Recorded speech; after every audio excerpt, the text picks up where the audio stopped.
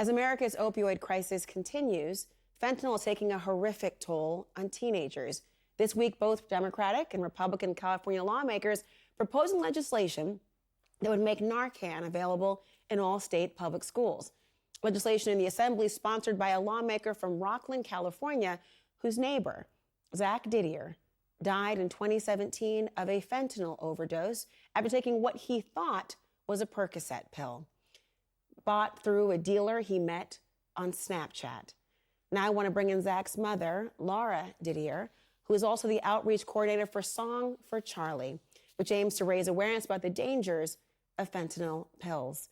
Laura, I'm so sad to meet you this way and sorry for your loss, but grateful as a parent that you are sharing the story of your son and have engaged in such tremendous outreach to get this story out. It's been nearly 2 years. It's been nearly 2 years since you lost your son. And I want to know initially what you want people to know about what happened to Zach. Well, the bottom line is this crisis can really impact any family.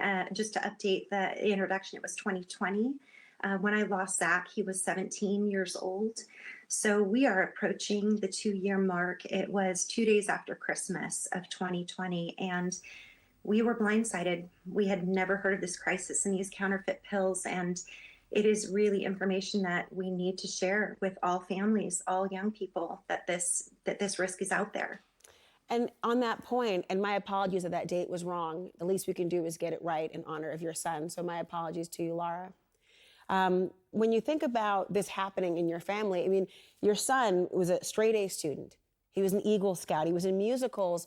And you talk about the idea of, look, if your child has a smartphone, if they go to the mall, if they are out in the world, they are at risk. Can you talk to us about how there is no identifiable group where they are somehow safe from this epidemic, really? That's exactly right. I mean, we as co-parents, my ex and I were very plugged in with our kids. Zach was our youngest of 3. We had every drug conversation with him that we knew about, around other substances that we thought he might be exposed to as a high school student. He was not struggling with any kind of a substance use disorder. He was living an incredible life, just a wonderful young man. And we just couldn't have foreseen this for him. From the time he had first decided to experiment with what was sold to him as a Percocet pill, until the time he passed away, it was 48-hour time frame. Wow. Parents certainly can't see red flags in that amount of time. He had tried one pill on Christmas Eve that must not have had much fentanyl in it. And the sinister nature of these pills is you don't know from one pill to the next. And so he thought he would try one more Percocet pill on December 26th, and on the 27th, he never woke up.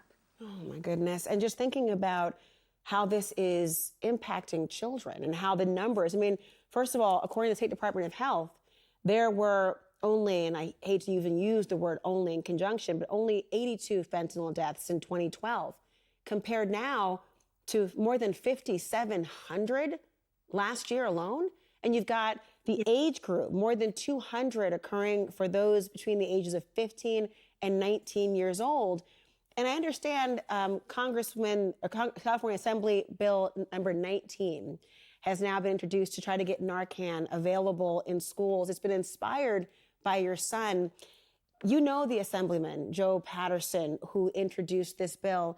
Can you talk to us about why you think this is the prudent course to have this available?